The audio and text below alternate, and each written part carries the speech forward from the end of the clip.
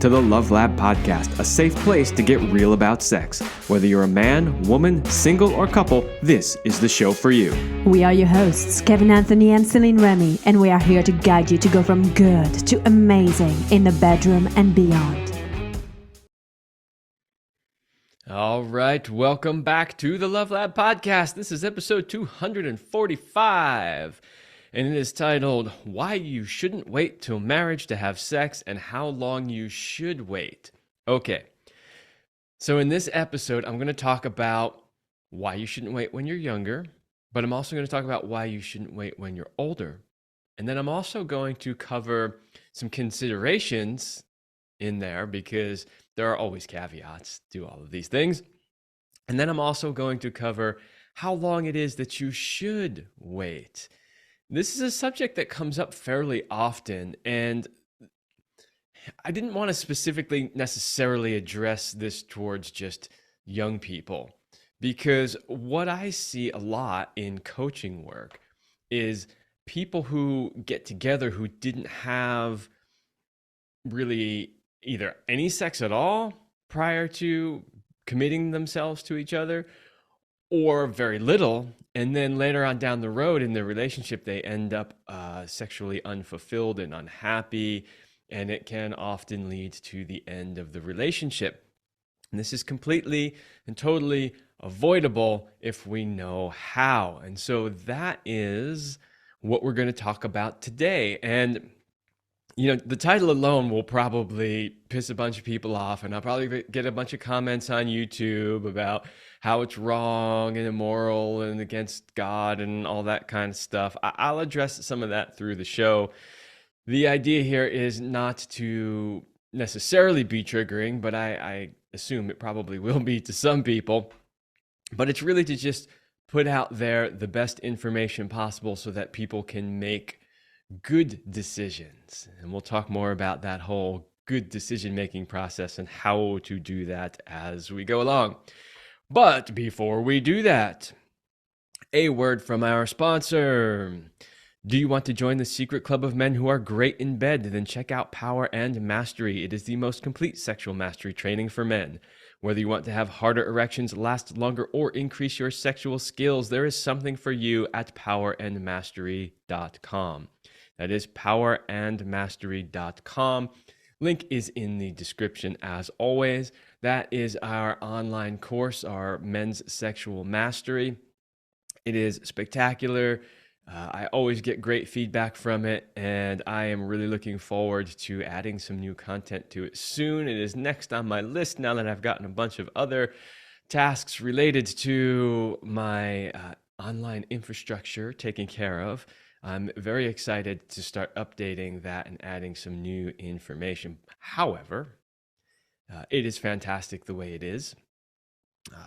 The new information will be some icing on the cake, so don't worry about that. The basic core of that program is tried and true, tested over many, many years, and it gets amazing feedback. So check it out, powerandmastery.com. Okay. So I'm going to start first with why you shouldn't wait when you are young.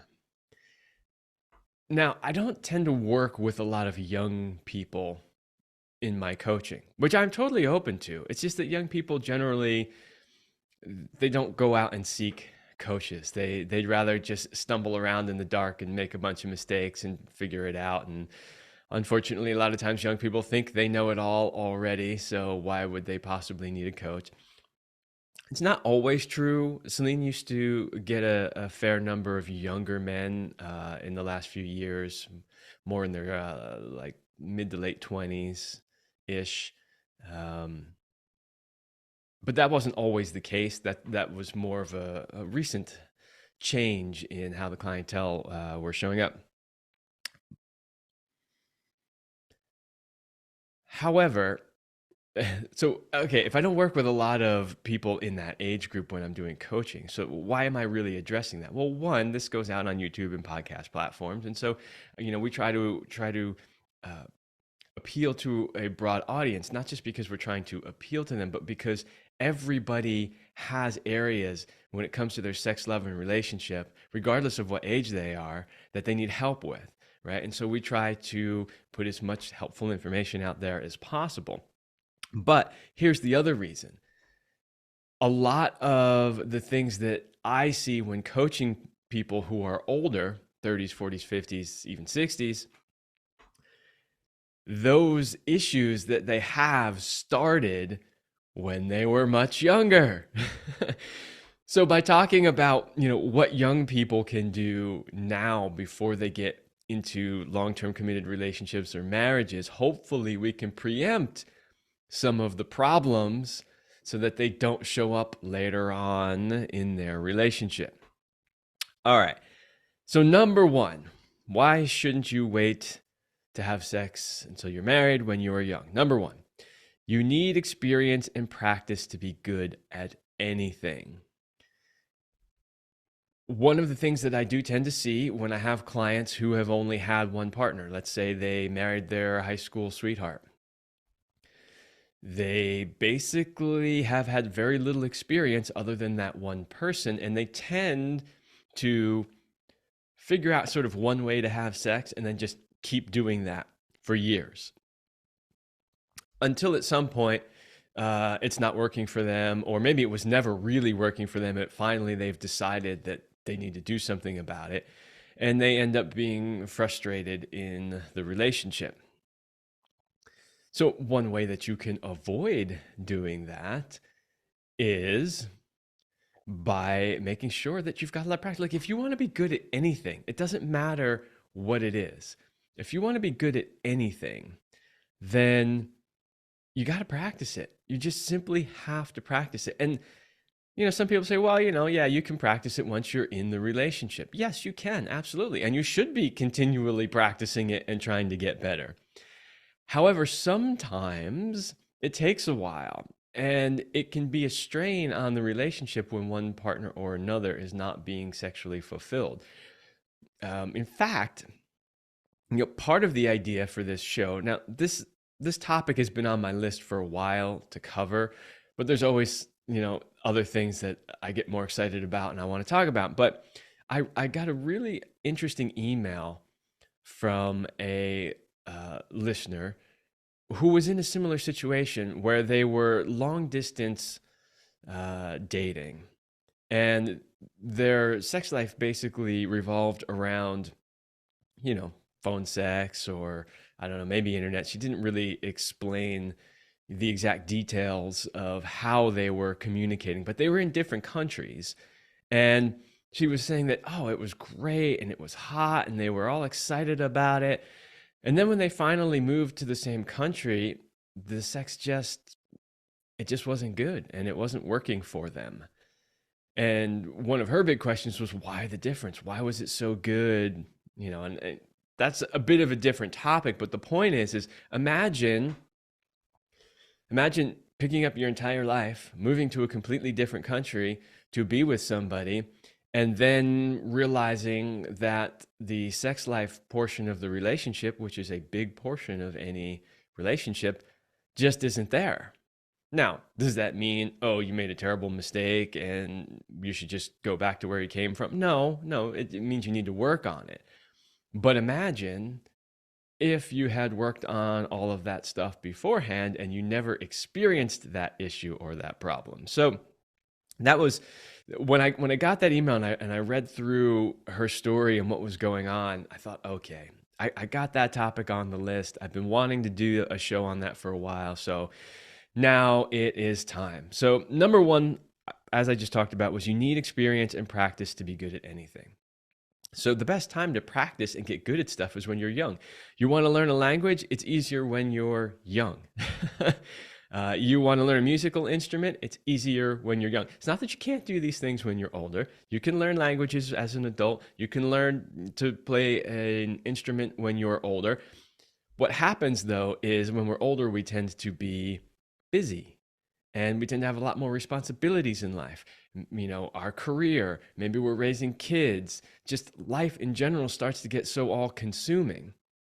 And Another thing is when it comes to sex specifically when we're older, that's different, is people tend to be sort of less willing to experiment, less willing to fail. They always want to look like they're the pro and they already know it all. Like nobody wants to, be on a date and get to that point of, sexual intimacy in their 40s and then look like they have no idea what they're doing, right? So, a lot of times people aren't so willing to experiment and fail, and that's something we'll talk about in a little bit as well. Okay, number 2 reason why you shouldn't wait when you are young. You don't know what you like yet. So if you're young and you haven't had a lot of partners or experiences, then you likely don't even know what you like. You don't know what type of sex you like. You don't know what positions you like. You don't know what type of genitals are compatible with yours, which is a real thing. Like it really is a real thing. If you aren't sure whether or not that's true, I did an entire episode on genital types. And I used a couple different systems that are out there that type genitals. And the whole point of typing them is that some types of genitals are more compatible than other types, and that's kind of important. So, when you're young, you don't know any of this stuff. You probably think you do, but you really don't. And sometimes what happens is you find something that works pretty well for you, and you're like, okay, yeah, I got it all figured out. I know what I want. But if you had experimented a little bit more, you likely would have found something that works a whole lot better, but you don't know what you don't know. So, you can severely limit yourself if you don't take some time to try different things and figure out what it is that you like and what it is that you don't like and what it is that works for you and what doesn't work for you. These things are all really important because then when you find somebody that you think, oh, this might really be the one, this might be the one I really want to commit to, maybe get married to, maybe have kids, just have a life with, you'll know whether or not that part of the relationship is going to work for you. All right, number 3 on the list. You should experience your fantasies when you're young. This one's really, I probably should have put this number 1 on the list. Why? Because I see this so often in coaching work and even just talking with friends. All right, what do I mean by this? You should experience your fantasies when you're young. One of the things that Celine and I noticed when working with people over the years is there would often be this dynamic that came up in couples that got together when they were young, which is not necessarily when they were young, because sometimes it happened when they were older, but just inexperienced. But the point is this. Let's say, they got together early in their 20s, they got married, they've been monogamous this entire time. Then the man starts thinking, oh man, I've never been with a woman who had big boobs and my partner doesn't have big boobs, or I've never had that threesome that I've always fantasized about. And that's really the big one. That's the one that comes up a lot. But they can be other simpler things too, like, I've never been to a sex party, or I've never, whatever it is, right? There's a whole bunch of things that people fantasize about that they want to experience, but now they're in this long-term committed relationship and they haven't had a chance to do any of that. So, in a healthy functioning relationship, a couple of things could happen. One is you go, well, okay, I never got to do it, but I'm happy in this relationship and I don't want to mess it up. So great. I guess in this lifetime, I just won't experience it. The other thing that can happen is you can talk together and figure out how you can help each other experience those things in a healthy way. So that's great. So if you never experienced those things prior to being married or in a long-term committed relationship, but you're either okay with that or your partner's willing to experiment with you, great. Unfortunately, that's not what I see most of the time doing coaching work. What I see is one partner or the other really wanting to do these things, and the other partner is like, I have no desire to do these things. And it's not always just the guy that wants to do them. Sometimes it's the woman. And then we end up in a situation where resentment builds up. right? And this is unfortunately what often leads to cheating. Well, my partner doesn't want to do this, and I really want to do it, so I'll go find some other place to get that need met. Now, it's fine to find that another place to have that need met if your partner is in full agreement with that and it's all done in the open. But unfortunately, most of the time it isn't. It just isn't. So you end up with cheating. Another thing that often happens is even if they don't cheat, they end up ending the relationship because they're just like, this, I can't stay in this relationship where I'm not sexually fulfilled.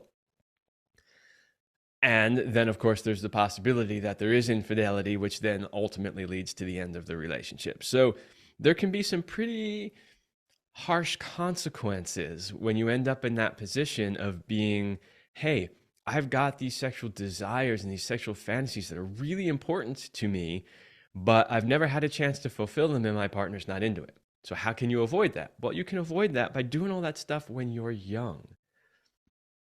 Now, people are waiting longer and longer these days to get married, which gives them more time to experience these things.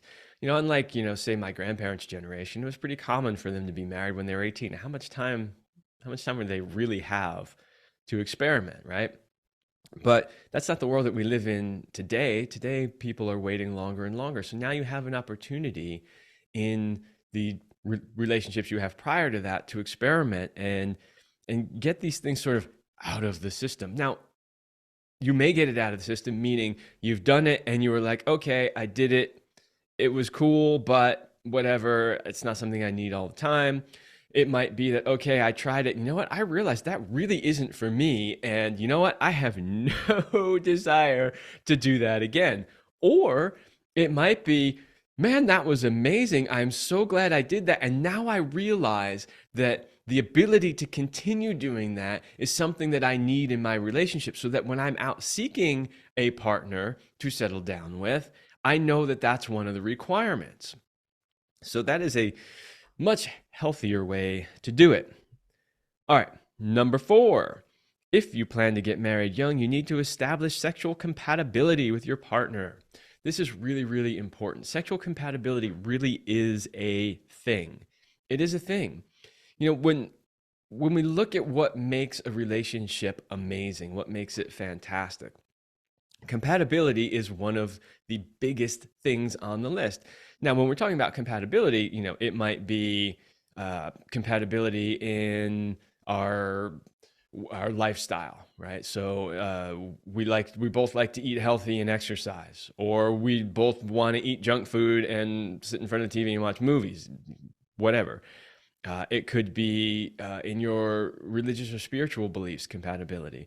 It could be your sexual compatibility, which is what we're talking about here. Do your genitals fit together? Do they work together? Do they, because some people think, well, it's a penis and a vagina. Like they pretty much all work together. Yes, and some work together better than others. I have seen plenty of relationships where every time they have penetrative sex, the woman ends up getting some sort of urinary tract infection or yeast infection. Well, what's going on? Well, some people may say, well, obviously she's got a problem. Not necessarily. That is often a sign that her body is saying, I don't like that penis. How do we know that? Well, because we have seen a woman with one partner get constant urinary tract infections when they have sex, and then change partners to another partner and never have that problem again. So what is that telling us, right? There was obviously an incompatibility there. So figuring out whether or not your genitals and your sexual desires, your sexual fantasies, all that kind of stuff, if they're compatible, is really, really important. And interestingly enough, I was trying to research stats on, when it comes to divorce, what people say about sexual compatibility as far as how does it rank? Is that considered one of the top reasons why people end up getting divorced? And I didn't find a lot directly saying that, but there are some things sort of indirectly. So in Denmark, there was a study done in 2019. It was a controlled trial study, found the top reasons for divorce in that nation. Number one was lack of love and intimacy. 2, communication problems. 3, lack of sympathy, trust, respect. 4, growing apart because of different interests and activities. But notice, number one on the list is lack of love and intimacy. Okay.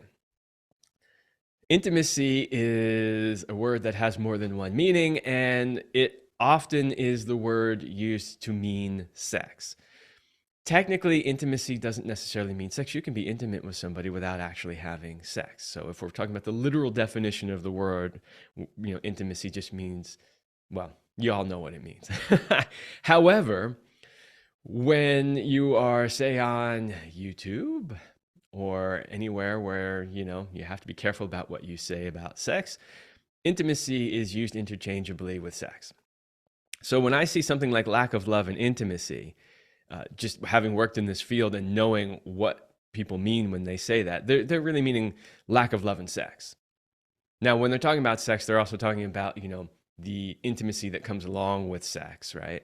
So in fact, in our Power and Mastery course, we have, in the sexual mastery piece, we have a whole thing about establishing intimacy before, during, and after sex, right? So that means very clearly that intimacy isn't just sex, but intimacy is often a word used for sex. So when I see lack of love and intimacy written on a list, and just knowing, having worked with so many couples, that means there's a lack of love and a lack of sex in the relationship. That was reported in the 2019 study as the number one reason. I can tell you just from having worked with a lot of couples that although maybe it's not always the number one reason, it is one of the top cited reasons for having difficulty in the relationship. It's often, obviously as a sex and relationship coach, that's one of the main reasons they're coming to see me. But it also comes up a lot. I've interviewed a lot of therapists on the show, psychologists, psychiatrists, and that is often one of the big reasons that people show up to seek help, because the sex in the relationship is a problem. I was doing some other research, found another list of top reasons for divorce, and one of the ones on there was infidelity. That's another top reason. There are a lot of reasons for infidelity. I'm not going to say that sexual incompatibility is the only one by any means, but often the reason why people feel like they need to have sex with somebody outside of the relationship is because the sex inside the relationship isn't fulfilling. It's not doing it for them. It's not working for whatever reason. Maybe it's a sexual incompatibility. Maybe there's no sex. Maybe they're just not getting the kind of sex they want, and they've asked their partner over and over to try to change, and they just won't. And then that can often lead to infidelity. So, when we're looking at, okay, if you plan to get married young, you need to establish sexual compatibility. Well, yeah, it's important, because otherwise, years down the road in this relationship, you could very well end up in divorce or a situation with infidelity or something like that could have easily been avoided had you taken the time in the beginning or even prior to that relationship to figure out what it is that you want, what it is that you need, what it is that you like, what it is that you don't like, and then find out if this person that you're starting a relationship with is compatible with those things. So super important. And the thing is, if you wait till marriage, you won't know any of that. You literally won't know any of that. You'll end up in marriage, maybe with some kids, going, this is not working for me. If you're in that situation, okay, seek the help that you need. However, wouldn't it be great if you could have avoided that to begin with? If you could have figured out how to make that work before you got involved in that relationship? Yeah, that would make a big difference. It would probably save you a lot of frustration, a lot of anger, a lot of time, a lot of arguments, miscommunications, money, therapists, coaches, all of that stuff, divorce, lawyers. It could save you a lot. All right, and then the last one on the list here is there is nothing morally wrong with having sex before marriage. I had to put that on the list because you will often see lots of people talking about how it is morally wrong. We did a show quite a while back on sex and spirituality, and are they mutually exclusive? And the gist of that show was, do the major religious institutions out there, like, what do they have to say about sex? And if we embrace a lifestyle where sex is an important part of it, where we have sex frequently and we think outside the box and maybe do more than just standard missionary with the lights out under the covers, for procreation only. Like, if we do something other than that, is it against what these major systems say? And I can tell you that the overall gist of that was no. When you really look into these religions and these belief systems, they generally say very little about sex. And a lot of the rules that you believe exist in those systems aren't really in the original system. I'm not saying that, clergymen of your faith or whatever aren't telling you these things, because they probably are. What I'm saying is, when you actually look at the teachings and you go and you read the books, whether it's, the Bible or the Quran or whatever, you go and read them and you realize there's very little mentioned in there. And if you want to know more about that, go listen to that episode. I did a lot of research for that one. And, aside from, reading some of the books myself, I went to some scholars who have really dove in pretty deep into that subject to figure out like what's really in there.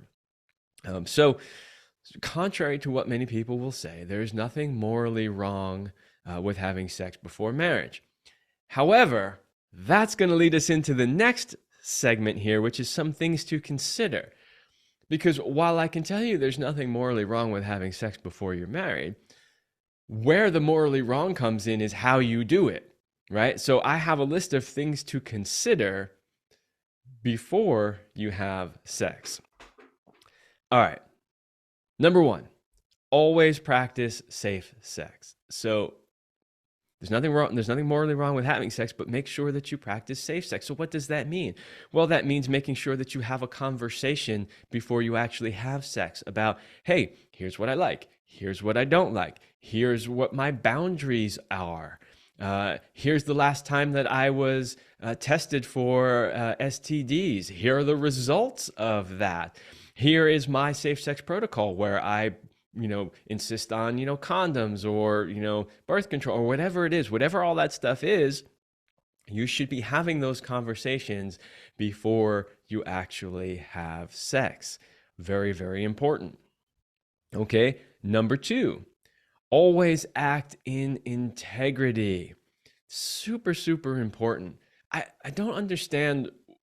I guess I sort of do understand, but why, when it comes to sex, people do things that they wouldn't normally do in any other situation? In other words, they make decisions and they do things that they wouldn't normally do outside of that situation. It is even more important when you're dealing with the power of the sexual act and connecting with somebody sexually, that you really, really, really, really make sure that you act in integrity. Always, always, always 100%. Trust me, it is worth it. Even those little things that you think maybe aren't that important and you can kind of skip that or cut that corner, don't. Always act in 100% integrity. Which brings me to the next thing on the list, which is to make sure that both parties are 100% in and willing to experiment. Now, remember, I'm still talking here about why you shouldn't wait when you're young. And I have another list of things to consider when you're older that's slightly different, although there's some similarities in there. But, when you're young and you want to experiment and, you've got all these desires and these fantasies, sometimes you will see young people try to sort of, I don't want to say push, but kind of push the other person into, hey, let's do this, when the other person's not really 100% on board. So you want to make sure that both parties are always 100% on board and that you're both willing 100% to be going down this road and experimenting in these ways. And so that really also goes back to acting in integrity. Number 4, don't be afraid to fail. Don't be afraid to fail, especially when you are young. You've got nothing to lose. Don't worry about it. Everybody that's learning something new fails. Like, could you imagine picking up a musical instrument for the first time and trying to play in front of people and expecting that you're not going to make any mistakes and it's going to be great? Of course not. Even if you've been playing for years, this instrument, and you're going to sit down in front of people and play, don't expect that you're going to do it without making any mistakes. So people often, just to use this as an analogy, but people often, when they want to go perform in front of people, they'll often wait and they'll say, I'm not ready yet. I'm not ready yet. Okay, well, why aren't you ready yet? Well, because I still make some mistakes. If you wait until you're perfect before you go perform in front of people, you're never going to perform in front of people. And so it's kind of the same thing with sex. Like, I know young people always want to, appear as if they are experienced and they know exactly what they're doing and they've got it all figured out. But nobody at those young ages does. And nobody actually expects that either. So drop the ego stuff and don't worry about it. Just be afraid, or don't be afraid to fail. Go out and experiment and try new things. And just communicate with your partner and be like, hey, you know what? I've never tried this before. I have no idea how this is going to work. But, if you're on board, let's go for it and we'll see how it goes, right? Okay, number 5, keep it lighthearted, especially when it comes to the experimenting and the failing. We tell, older people this all the time in their sex life. People that have been together for years and they're wanting to explore something new. Maybe they come to us because they want to learn some Tantra stuff, whatever it is.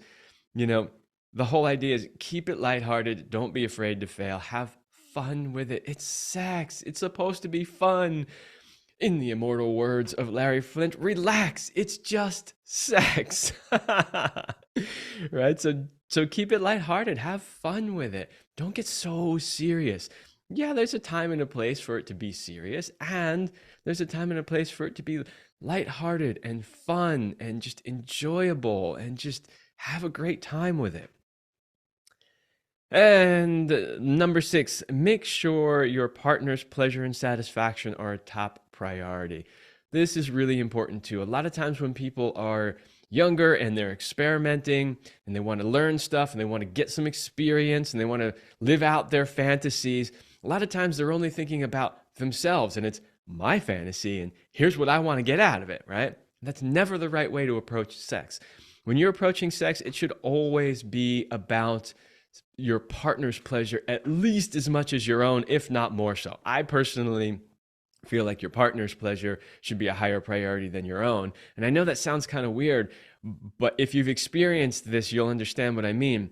When you put a high priority on your partner's pleasure and then your partner does the same for you, it comes back to you tenfold, right? So if I'm there and I'm having sex and it's all about me and it's just like, I want this one position and this is what feels good for me and therefore we're just going to keep doing this, well, what's going to happen? She's probably going to get tired or frustrated or she's not into it because it's not really working for her. And then the sex will end early. It won't go to the levels of ecstatic bliss that it's capable of going to. Whereas if I really focus on her and say, okay, your pleasure is really important to me. I want to make sure that you're really loving this. If she is really loving it, she's going to give me back that energy like tenfold what I put into it. So it really is in my best interest to make sure that my partner's pleasure and satisfaction is a top priority, especially if I want her to keep showing up for sex again in the future. So those are some things to consider, right? I gave you the reasons why when you're younger, you shouldn't wait until you're married to have sex. And then if you are going to have sex before you're married or before you're in a long-term committed relationship, there are those things to consider. It's all about how you do it. It really is. And this is true of most things in life. It's really about how you do the thing. All right, there's a truth bomb for today. We often say this a lot when we're coaching couples with their communication. And we say it's often not what you say, but how you say it, how you phrase something, the intonation, the words you use, the emotion behind it makes a huge, huge difference. It's the same thing here when you're going to have sex. How you approach sex, how you show up to sex, how you do sex makes a big difference between, oh, this was a great experience and I'm so glad we did it, and it really wasn't that good and I kind of wish we had waited, right? All right. So next, we're going to talk about why you shouldn't wait when you're older. There's going to be some similarities, but a few things that are different because your life is going to be in a little bit different place when you're older. Also, some things to consider. And then I'm going to talk about how long you should wait. But before we do that, short break for my sponsor. Hey guys, do you know what makes a man great? Do you know the kind of masculine man that women are irresistibly attracted to and want? Is it money, job title, his physical body, being great in bed, a big penis, great pickup lines? But what if you don't have those, or only some of them? What if you've had a string of failed relationships, are embarrassed by your bedroom skills, doubt whether you can rise to the occasion, worry about lasting long enough, or are always stuck in the friend zone? I can help you if you are ready to make big changes and finally become the man you have always wanted to be. Then this is the program for you. Go to CelineRemy.com/go/warrior. That is my men's coaching program. It doesn't matter if you are in a relationship or not in a relationship, if you're in a new relationship or if you've been in a long-term relationship. It doesn't matter. I can help you have the sex, love, and relationship that you really, truly want. It doesn't matter what problems you're facing. At this point, I think I've pretty much seen them all. I'm not saying that somebody can't show up with something I haven't run into yet, but I've mostly seen, I think, all of the problems you could have. And I know that there are always ways that we can work on. There are always things that we can do to improve. There are tools. There are, there's just a ton of stuff that we can work on to help you. I just had a great call the other day with a client who showed up with, 4 or 5 of the most common things that we see. And when they do that, a lot of times they think, oh, there's nothing that can be done. And this is like my last resort and I don't expect a whole lot out of this. And then I get to say to them, no, we can work with all of this. We have tools, we have practices. We know how to handle these problems. So check it out. CelineRemy.com/go/warrior. Okay. Why you shouldn't wait to have sex until you're married when you are older. This, there are a lot of people who either didn't get married when they were younger, or, they've been married and divorced because it didn't work out the first time. Now they're out in the dating scene again, and they're on all the apps that are out there. And one of the big questions they have is like, I don't know. Should I wait until we've committed with each other to have sex? Should I wait until we get married? Should I have sex on the first date? Should I wait 3 dates, or is it 5 dates, or what is it, right? This is a question that comes up pretty frequently. Okay, so number 1, why you shouldn't wait. Well, contrary to what the younger people, the position they're in, when you're older, you hopefully already know what it is that you want. So you can assess pretty quickly whether or not that's a possibility in this particular relationship. So, one of the things is, if you don't know what it is that you want, there's no way that you can assess whether or not this person who is in front of you, who is a possibility, can give it to you, because you don't even know what it is. When you do know what you want, then you can have conversations right in the very beginning, and you can talk about these things like, hey, here's what I like, here's what I want, here's what I need, here's what really turns me on, here's what I really want out of any sort of committed relationship, right? So you can talk about all those things right up front, and you can know really quickly whether or not this is going to work. Now, it's not a guarantee, right? Because there's words, and then there's the actual act, which is often rather different. But it definitely can set you up much, much better if you know what it is that you want.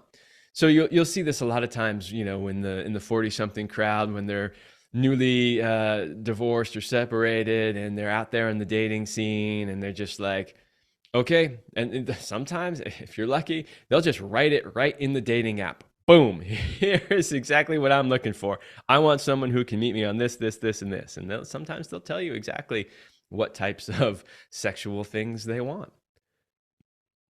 All right, number 2, you should already know how to do it safely and properly. So one of the things I didn't mention earlier that I probably should have, I mentioned you should have the conversation and you should practice safe sex. But sometimes when you're young, you may not necessarily have enough experience to know how to do that properly, in which case I would say wait until you know what you need to know in order to do it safely. But as an adult, you should already know how to do it safely and properly. Now,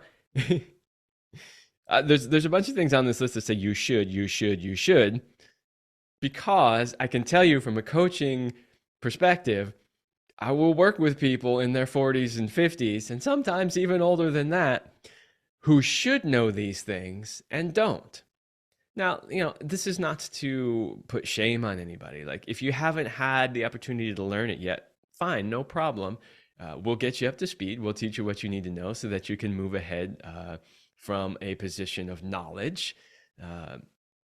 But hopefully, by the time you're older, you already know how to do it safely. So you've had the conversations up front. You know how to practice safe sex.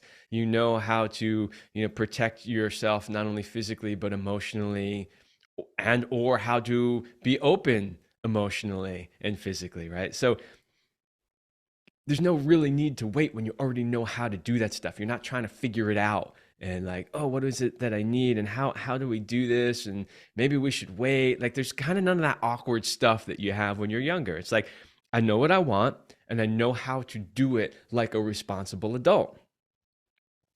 All right, number 3, you should be mature enough to handle the consequences. We've talked about this a lot on the show, the power of moving sexual energy with another person. It is powerful, not only powerful physically, but emotionally as well. And you need to be prepared for the consequences of that. And so when you're younger, sometimes you aren't, and you don't even know what you don't know. And so you can get physically involved with somebody and then realize, oh, this was just supposed to be fun. We just decided we were going to be friends with benefits. And now I'm invested emotionally. And now I've developed deep feelings. And what do I do about that, right? Because you weren't expecting it. But as an adult, you should be aware that these things are going to happen. And you should be able to handle the consequences of that. So going into a situation, maybe you met somebody online. Maybe you're like, okay, I've decided I want to have sex with this person, regardless of whether or not the relationship goes anywhere other than that. Well, then you need to be prepared to handle the consequences of that, right? Like, what if I do start to develop some deep emotional connection to this person? How do I handle that? What happens if somebody does end up with an STD? What happens if somebody does end up getting pregnant? Like, you as a mature adult should already know and be mature enough to handle those types of consequences. And so again, if you know what you want, you know how to do it safely and properly, and you are emotionally intelligent enough to handle the consequences of it, then again, there's no reason to wait. And then that brings us to the last one on the list here, which is, just like when you're young, you need to establish sexual compatibility. I have seen, like the story I just told you a moment ago about the email I received from a listener. That person is in their 60s and they're having a sexual compatibility problem that they weren't aware of due to the long distance dating thing, right? So, you don't want to end up in a situation where, you're involved deeply with somebody and you love them for a bunch of other reasons, but there's this just like big hole, which is your sex life, that's just not working for you. Because eventually over time, resentment will build, and it does lead to problems in the relationship further on down the road. Now, those problems often will show up as, oh, we're just arguing, or, so we just have irreconcilable differences. That's why we're splitting up. Well, okay, that might be true, but what's one of the main things that fueled that? Oh, you're frustrated in your relationship because you're not having the sex that you want to have, and therefore you're on edge all the time, and you're kind of like grumpy and snapping at the other person, and then that's creating tension in the relationship. So you really need to make sure that if you're going to be involved long-term with somebody, and sex is an important part of that relationship for you and your partner, that there is compatibility there. And I talked a lot about that when we were talking about young people, so I don't need to go too much deeper into it now, but just know that that is just as important a consideration when you're older and you're, dating and you're looking for your next relationship after, whatever happened, as it is when you are younger and trying to figure things out. So, okay, what things are there to consider then in this situation? Well, number one, what is it that you're looking to get out of this encounter? That is a big one. When you're young, we pretty much know what you want to get out of it. Like, oh, I'm really horny. I've got raging hormones. I want sex. I want the feeling of sex. I want to learn how to do sex. I want to experience something I've never experienced before. Like, that's pretty obvious. But when you're older, maybe you've already experienced those things. You already know what you want. And yeah, you are looking for the connection and the intimacy and the physical sensations and fun of sex. But ask yourself, really, what is it that you're looking to get out of this encounter? And be honest with yourself. Is it, I just want a great fuck because I just need to get off? Or is it because I really want to connect deeply and intimately and emotionally with somebody on a level that you just can't really reach until you get to that level of connection? Really important to understand as you're older and you're thinking about being sexually involved with somebody, what is it that you're looking to get out of the encounter? Number two, always practice safe sex. We talked about that before as well. Just as important here, no matter how old you are, you always want to make sure that you are practicing safe sex. And that means having that conversation beforehand, before you actually have sex. And as a mature adult, this should be very easy for you to do. This should not be difficult and it shouldn't be awkward in any way. It's like, hey, we've gone on a couple of dates. I can feel sexual attraction to you. I can feel your sexual energy towards me. I can see that this is going in that direction. Let's just take a couple of moments to talk about this and say, okay, here's what I like. Here's what I don't like. Here's my boundaries around this, that, and the other thing. Here are the things that I'm a hell yes to. Here are the things I'm a hell no to. Here's my sexual past and history in as much detail as you want to know. Here's my my sexual health status, right? All of that stuff, super important. Number three, always act in integrity. This goes no matter how old you are, no matter what situation you are in, whether it's a new relationship or whether you've been married for 30 years, always act in integrity, especially when it comes to your sex. Number four, make sure both parties are 100% in and willing to participate. Same as when you're younger. Everybody has to be 100% on board with full consent. I just launched an episode a few weeks ago titled What is Consent and How to Do It. I highly suggest that you go listen to that episode if you are at all curious about consent and how to really do it right. Really do it right. And it is a bit of a nuanced topic. It's not as simple as many people think. And number five, make sure that your partner's satisfaction is a top priority, which we talked about before too, for all of the same reasons. It's super important that you make that a priority. So those are some things to consider when you are deciding whether or not to have sex before you are married or in a deeply committed relationship when you are older. Okay, so we talked about why you should not wait when you're younger. We talked about why you should not wait when you're older. But then the question is, okay, if I don't wait until we're either married or living together and deeply committed monogamously to each other, well, then how long should I wait? Because that's the next question everybody always has. It's like, okay, great, I got it, Kevin. I understand. It's in my best interest to not wait. Okay, but then how long do I wait? So I have a few things to cover on that one as well. Number one, until the raging hormones calm down and you can make good decisions. And this goes for both young people and old people. I can't tell you how many times I've seen at sex parties or just people on a first date where they feel that massive rush of chemicals and that sexual attraction, that chemistry. And they're just like, oh my God, we have to do this right now, right now. No, it has to happen right now. No, it doesn't. You should wait until you can make good decisions and not be driven by your hormones, because you might end up doing something that one, if not both of you, regret later on. So it's never worth it.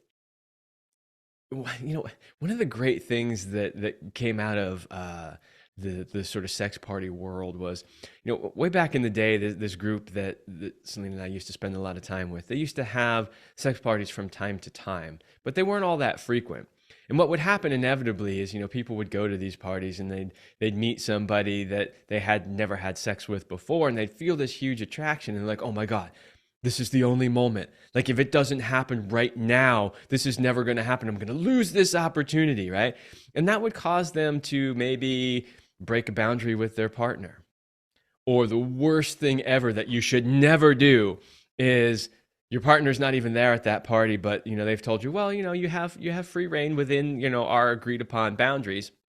You meet somebody, maybe one of those agreed upon boundaries is you can play with people all you want, just no penetration, right? Now you meet somebody here and you're like, oh man, like I really, really want to have sex with this person, but I know we've agreed that we're not supposed to do that.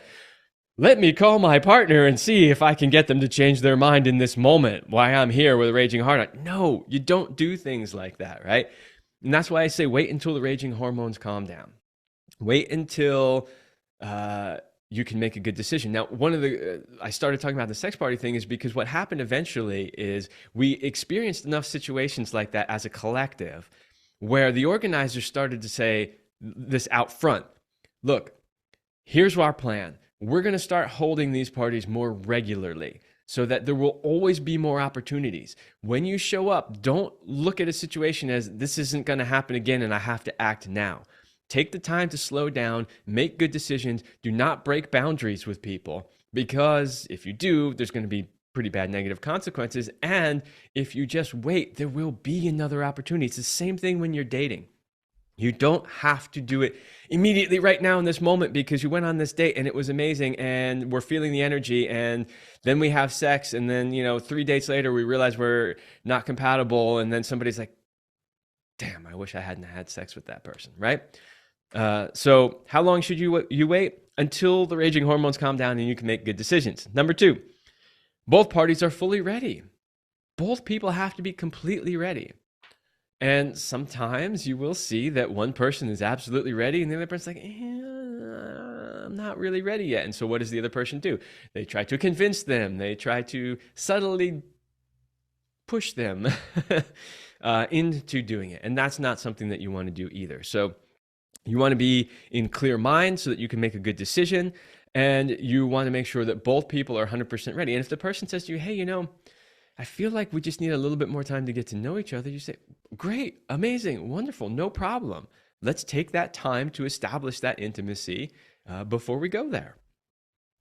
Number 3, until you can do so safely. Again, that whole like, oh, I wasn't prepared for this, and we're on this date and I didn't expect us to have sex, but now we're here and we're naked and like my penis is almost right there, but we don't have any condoms because we weren't ready for this. We'll just go for it anyway, right? No, you don't do that. You wait until you can do it safely, right? So in the right environment where both people feel comfortable and safe, where they can let go and really be present in the moment, where you can practice safe sex, where you know that you're engaging with somebody who is healthy, all that kind of stuff.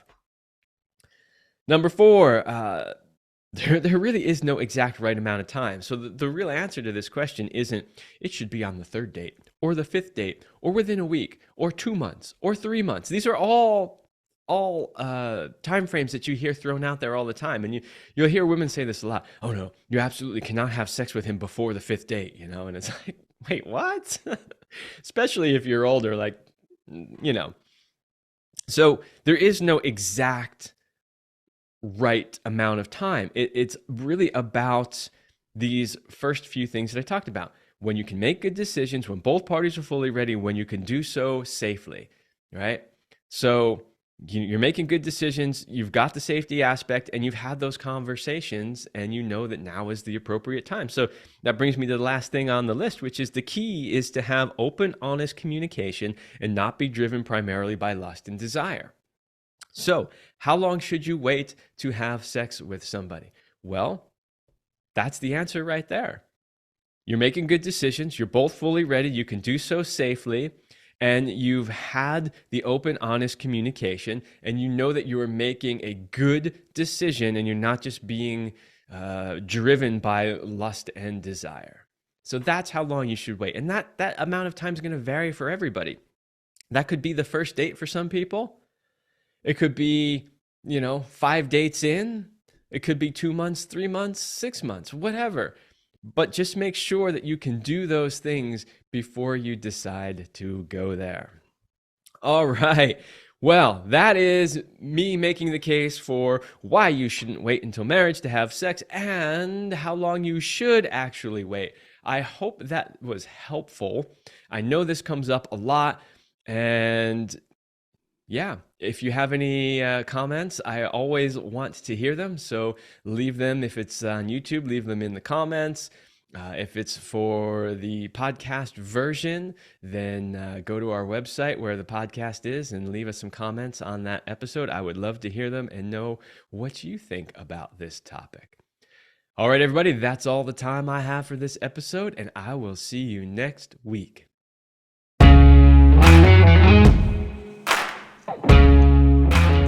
We hope you like this episode of the Love Lab podcast. If you enjoy this show, subscribe, leave us a review, and share it with your friends. And for more free, exclusive content, join us in the Passion Vault at CelineRemy.com/vault. That's CelineRemy.com/vault. Thanks for listening. And remember, you're amazing.